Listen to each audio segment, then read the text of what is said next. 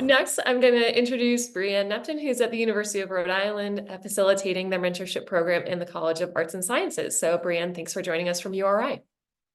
Thank you, Jess, and thank you for everyone for joining in.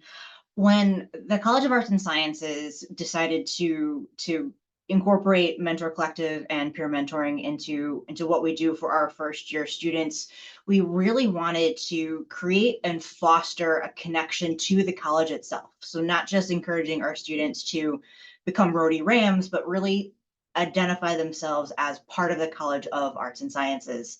And so we knew we needed to create and increase our sense of belonging, and then obviously retain our first year students. If they don't feel connected to the college, they don't feel connected to their fellow students, they're not going to stay. And so we saw embedding mentoring into the fabric of what we do as being key to making all of that happen.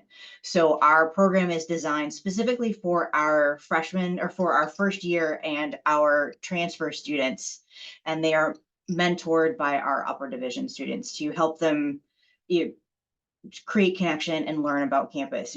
Like the quote showed earlier, our students don't know anyone, even though Rhode is very local in its population. We do still have lots of students coming in from other places, and so this really helps them connect and find their friends, find their people.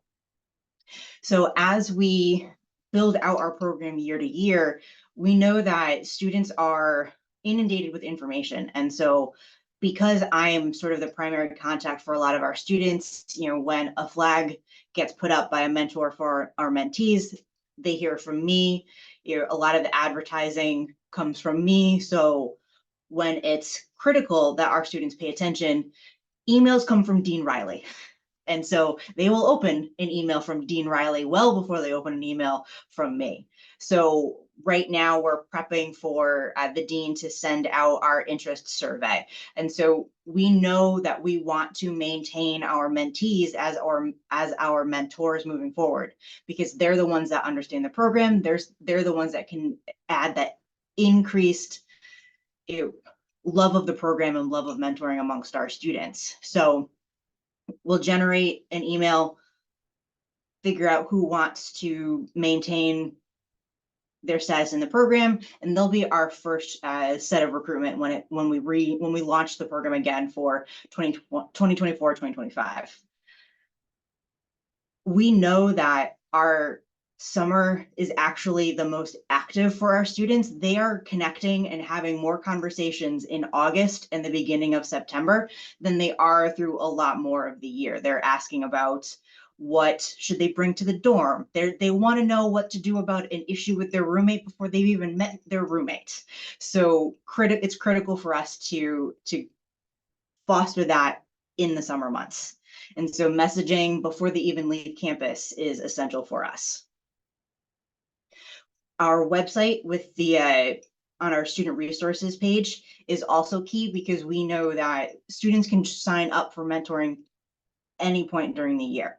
And so we keep that active at all times. So that way students don't necessarily have to join in August or September. They can join at any point. And we actually do an additional push in January for our transfer students. So this way there is a second point where they are enrolling in the program. And we usually do capture, 40 or 50 new students at that point. Orientation is also key for us as we are building out the program, especially on the mentee side, obviously. So we will ensure that the mentees are getting the information, or the first year students are getting the information about becoming a mentee through the orientation trainers, through our advisors. They're handing out information, the QR codes that the students can sign up easily. And then Dean Riley has incorporated Mentor Collective, the peer program, into how she talks to parents. And so the way URI does their orientation, it's a 2-day, and student and parents have their own orientation. They get to talk to different elements of the campus, including the dean. And so the dean makes it a critical component when she's talking to them And she tells them specifically, this is happening. Tell your child, tell everyone, tell your child they need to look out for these emails, that they should be registering now. There are different points during the orientation process when the dean is talking to the parents. So they're walking from place to place together. We have lunches with them. And so it's part of the entire conversation. So that way the parents know, the guardians know that this is something that's happening, and they're pushing their child to think about it, see it. So we probably have about 90% of our students registered before they even get to campus. We do the additional push during our Start Your Success event, which happens the day before classes begin. And so that's their first introduction to me. I'm on the stage letting them know that this is happening. This is how you can get involved. I ask them who's already signed up to become a mentee. 87% of that room has already raised their hands. So we get them before they even get to campus, which I think is fantastic.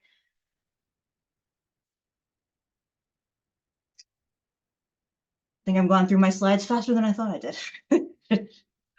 Awesome, Brianne. Thank you so much. I also appreciate how thoughtful you are about having this mentorship be communicated from multiple aspects, right?